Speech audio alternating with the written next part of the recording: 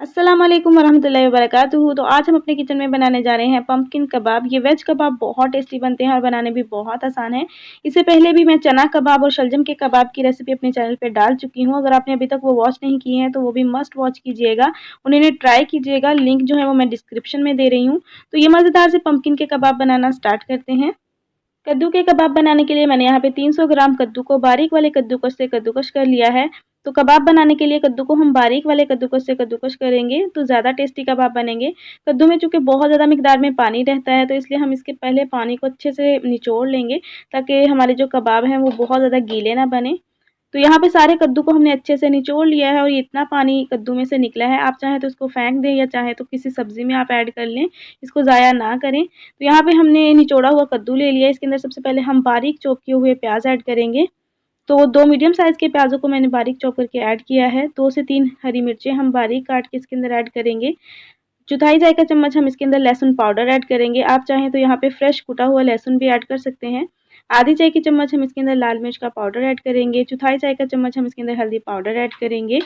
चौथाई चाय का चम्मच हम इसके अंदर ज़ीरा पाउडर ऐड करेंगे और चौथाई चाय का चम्मच हम इसके अंदर धनिया पाउडर ऐड करेंगे।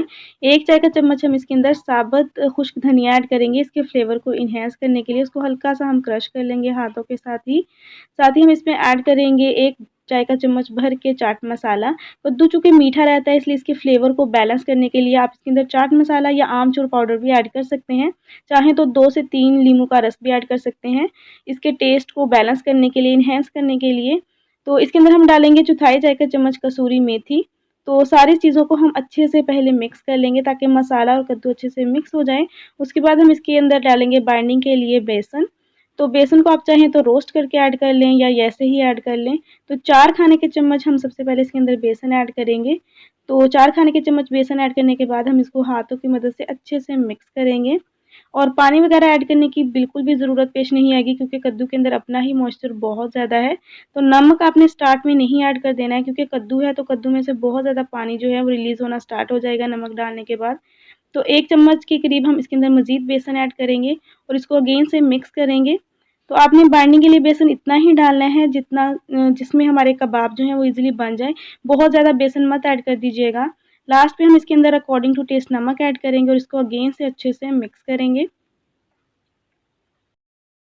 कबाबों का बैटर जो है वो हमने बना लिया है, यहाँ पे बहुत अच्छे से मिक्सचर बन गया है। तो अब हम इसके फटाफट से कबाब बना लेते हैं। तो कबाबों को तलने के लिए मैंने ऑयल जो है वो पहले ही गर्म होने के लिए रख दिया था। ऑयल हमारा अच्छे से गर्म हो गया है और इसके अंदर अब हम बारीक-बारीक से कबाब बना के डाल लेंगे। तो कोशिश कीजिएगा कि कबाब बहुत ज़्यादा मोटे ना हों और ना ही बहुत ज़्यादा पतले हों, बस दरमियाने से आपने कबाब बना के डाल देने हैं। और फ्लेम को हम यहाँ पे मीडियम टू लो रखेंगे। मीडियम टू लो फ्लेम पे हम कबाबों को फ्राई करेंगे ताकि कबाब हमारे अंदर तक फ्राई हों। तो यहाँ पे कबाब जो हैं एक साइड से फ्राई हो गए हैं। कबाबों को डालते ही उसे पलटने मत लग जाइएगा।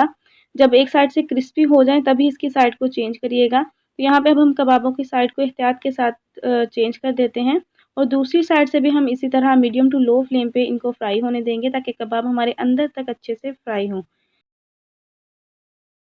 तो यहाँ पे हमारे मज़ेदार से कद्दू के कबाब फ्राई हो गए हैं, बहुत ही अच्छा कलर इनको आ चुका है। तो इनको हम प्लेट में निकाल लेंगे और बाकी के कबाब भी हम इसी तरह फ्राई कर लेंगे। उसके बाद आप इसको अपनी मनपसंद चटनी के साथ सर्व करें, खाएँ, आपको बहुत ज़्यादा पसंद आएँगे। रेसिपी पसंद आई हो तो लाइक कीजिएगा, शेयर कीजिएगा ज़्यादा से ज़्यादा अपनी फैमिली और फ्रेंड के साथ। मेरे चैनल पर न्यू है या चैनल को अभी तक सब्सक्राइब नहीं किया हुआ है तो मेरे चैनल को सब्सक्राइब कर लें, ऐसी ही मज़े-मज़े की रेसिपीज़ के लिए। इसके अलावा आप मुझे इंस्टाग्राम पर फॉलो कर सकते हैं, लिंक मैं डिस्क्रिप्शन में दे रही हूँ।